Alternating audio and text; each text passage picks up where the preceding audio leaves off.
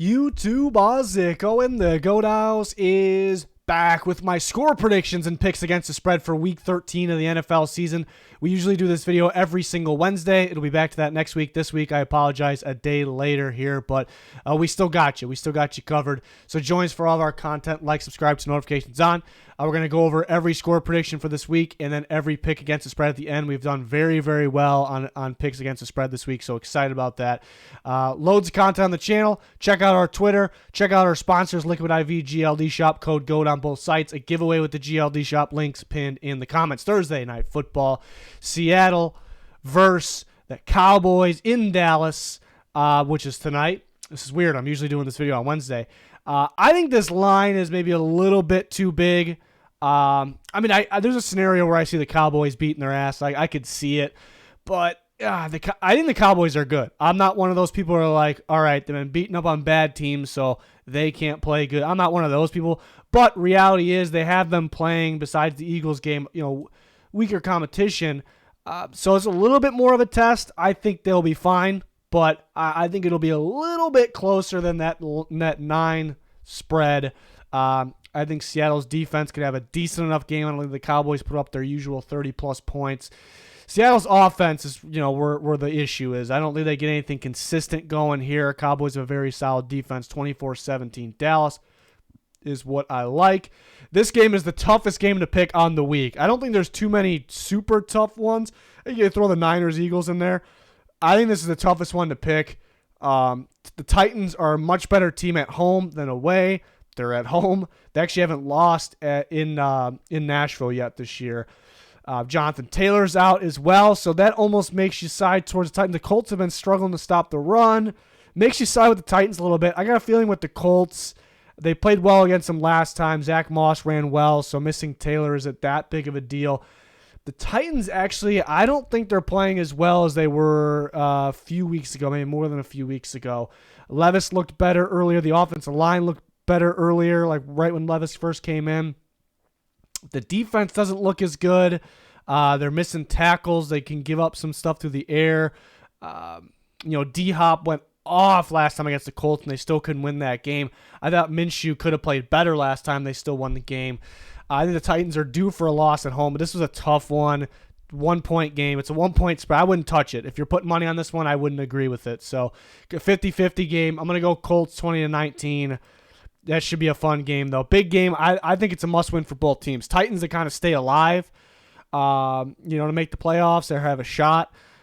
I'm not really expecting it, but in the Colts, they have an opportunity. I think they got to take care of business in games like this because there's going to be tougher games. So, but they do have a favorable schedule, I thought, the Colts. So we'll see. But I view this as kind of at this time of the year, a must-win for both teams. Chargers, Patriots.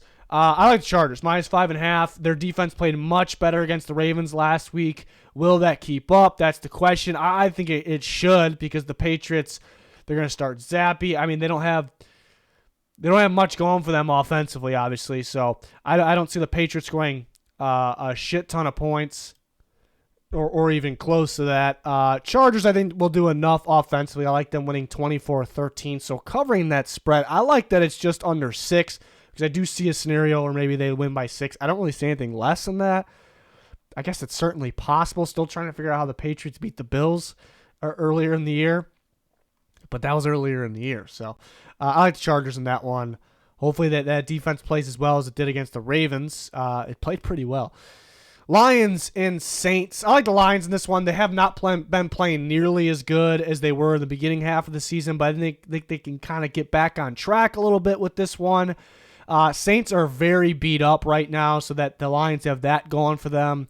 I think the Lions could run the ball fairly well in this one as well. Saints, they're kind of hot and cold when it comes to offense. I like the Lions covering the 4.5, 26-20. Thought about a 27-20 as well, somewhere around that range. Next, we got Falcons and Jets. Yeah, pretty close to the line, but I do kind of like it if it sits at 2.5 rather than 3. We'll see what the Jets do at quarterback, and their defense could just win the game. They could pick off Ritter multiple times. They can score on defense. It's definitely possible. I think the Falcons do fairly decent on the ground in this game. Their defense is pretty solid. They're going against a struggling Jets offense. So low scoring. I'm pretty confident with the prediction of 3 points, and the Falcons winning by 3 points. So 16-13 is what I like for that game. I mean, not the most exciting game there, but it could be close. Cardinals and Steelers could be a little tricky when it comes to against the spread. I do have the Steelers covering by barely, I guess, but just because, the Steelers don't really dominate teams. They don't really blow teams out. Games are usually the 2, 3, 4 points. So that's the tricky part. But in Pittsburgh, probably going to be a little chilly out there for Kyler Murray and the boys. The Cardinals have a opening script on offense that's beautiful. They score, and then they can't do anything after that. It's kind of been proven here the last couple weeks. They are also atrocious stopping the run, really bad stopping the run. The Steelers been getting better running the football. Obviously, second week with a new play caller, I think they take advantage of that. I think Warren and Najee Harris run all over the place. Don't be surprised if the Cardinals are up right away, but then the Steelers kind of get going, pass them up. A lot of running clock. So and they play pretty good defense too. I think they'll play good. If they stop the Cardinals right off the bat, they're probably going to win by more than this maybe. But I like them winning by 7 points. So we'll see. Maybe more progress with the new play caller, obviously. So we'll see. I guess we'll learn in this game. So 23-16 Pittsburgh is what I like. The Cardinals are still very much a work in progress. Dolphins, Commanders, I got a feeling this could be a little bold. It really shouldn't be, but I got a feeling the Commanders score some points in this game. Dolphins scoring 30 shouldn't really be a surprise. I think they'll be around that range, 27-31, maybe 34, 27-34 range. The Commanders, they're a weird team. They'll randomly have really good offensive outing, and sometimes they'll still lose. Look at the Eagles games. I think it could kind of be one of those games, something similar. But I have no doubts about the Dolphins' offense. They'll be fine. Their defense been playing much, much better. They have been playing easier teams with the Jets' offense recently. Jalen Phillips went down. I think the Commanders are due to have a pretty good offensive outing. I really do. So the 9.5. Most people I bet take the Dolphins minus 9.5. I feel like the Commanders keep it closer than that. It's not a whole lot closer. Was it 6? I just got a feeling it could be I really don't see the Dolphins losing, but this could be one of the trap games of the week, just because the Commanders are so random, they're so weird, and Dolphins don't have Jalen Phillips, and we'll see though. I think actually a test for the Dolphins defense. It feels like it's improved since Jalen Ramsey's came back. How much improved is it? Can it stay improved without Jalen Phillips? We will see. 30-24 Dolphins is what I like. Broncos, Texans. I like the Texans. I think the Broncos are due for a loss. Texans are a very solid team as well as the Broncos. But away from home, Denver, they've been playing at home a lot lately, going to Houston. I like the Texans. I think the Broncos could win this game. If the Broncos win this game, it's going to be 1, 2, 3 points around there. I think there's a scenario where the Texans could win by more than this as well. They can win by 10, 13, so I could see that as well. I think the matchup could favor them. DeMeco Ryans' defense isn't going to let the Broncos go crazy on offense. They'll do a little bit of damage. I think they'll be able to run the ball fairly well. They'll be okay on offense. And then the Texans on offense, I know the Broncos' pass defense has been solid, and they've been creating turnovers. But that Texans pass offense with C.J. Stroud, they won't go crazy, but I think they'll be able to do a little bit of damage there. Even if they turn the ball over, the Broncos create turnovers. The Texans do turn the ball over, but they still find ways to win and put up points even with turning it over. So it's an interesting matchup for the Broncos, where they've been playing teams that really can't overcome those turnovers. But the main thing here is the Texans have been running the ball way better recently than earlier in the year. The running backs didn't run the ball that well against the Jags. Last week, the Jags are top tier in stopping the run. C.J. Stroud did run pretty well, though. The Broncos are pretty bad stopping the run. Statistically, they're the worst. I think the Cardinals are probably worse right now, though, and the Broncos a little bit better than they were earlier in the year. But Devin Singletary has really been getting going. I think Singletary and with Pierce, but you mainly got to use Singletary. I think they have a pretty damn good day. I think they'll run to open up the pass, kind of what we thought the Texans would be going into the year. But they kind of been passed to open up the run lately, and they can play mind games since they can run the ball now. So I do like the Texans 26-20, 27-20, around there in that game. Broncos been playing good football. They're kind of due. If they win that one, I'm extremely impressed. They could. Panthers, Bucks, this could be a trap game as well.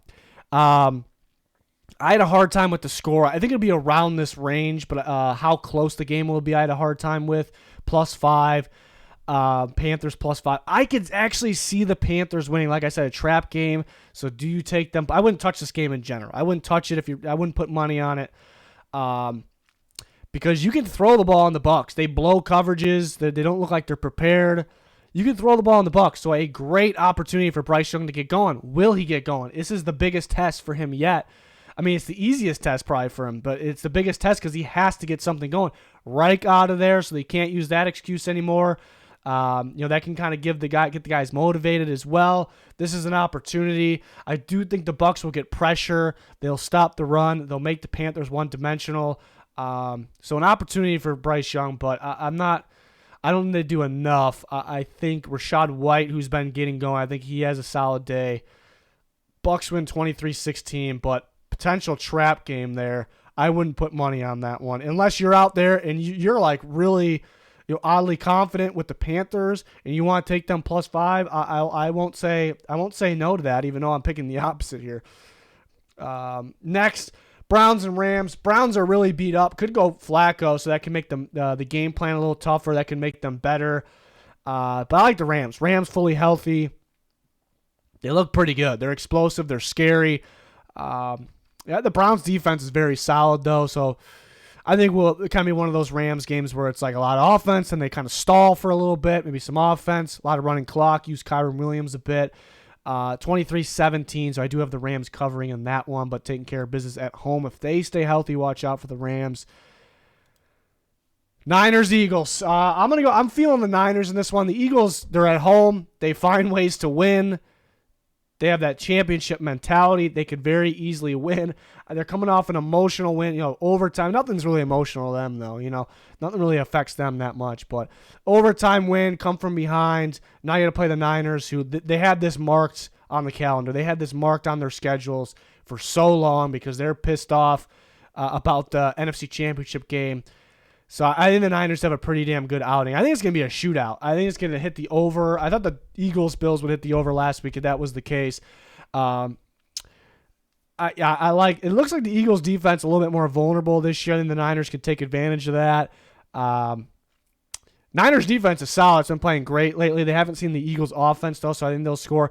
I'm surprised the Niners are -3. I have them winning by 3, so we'll make a pick against the spread at the end, though. But I was surprised they're favored by that much, even though I have it. It's kind of a gut feeling. Niners being pissed about this game.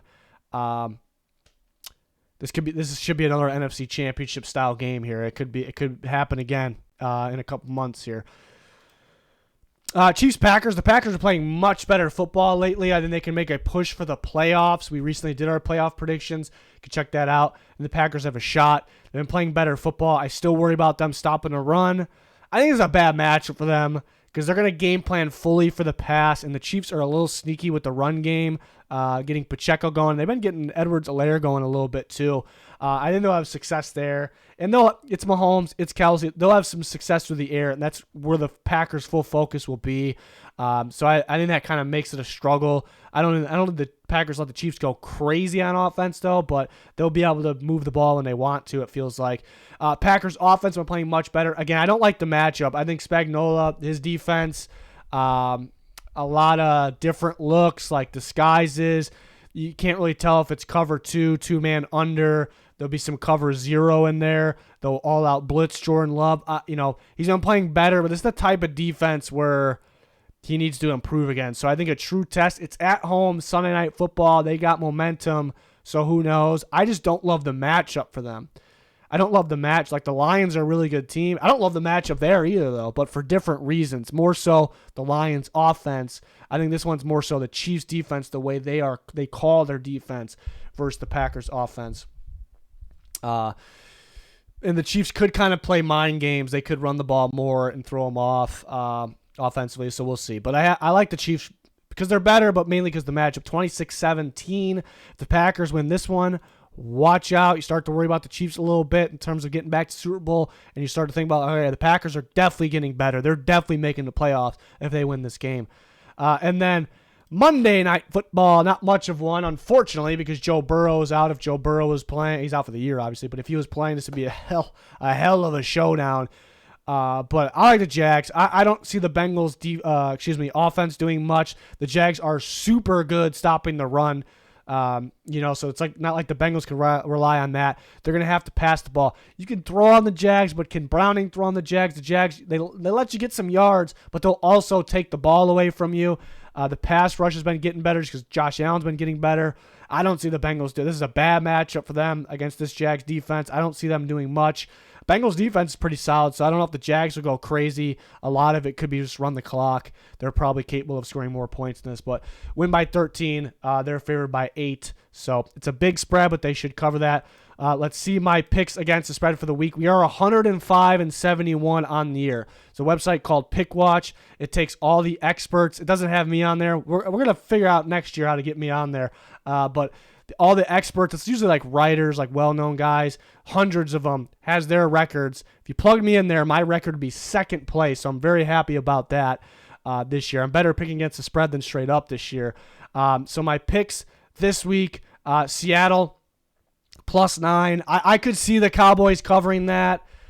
9, they can win by 10, 13, something like that. It's just a little bit more of a test than the recent weeks. They're going to win, but I think Seattle can kind of keep it closer. Their defense is pretty solid.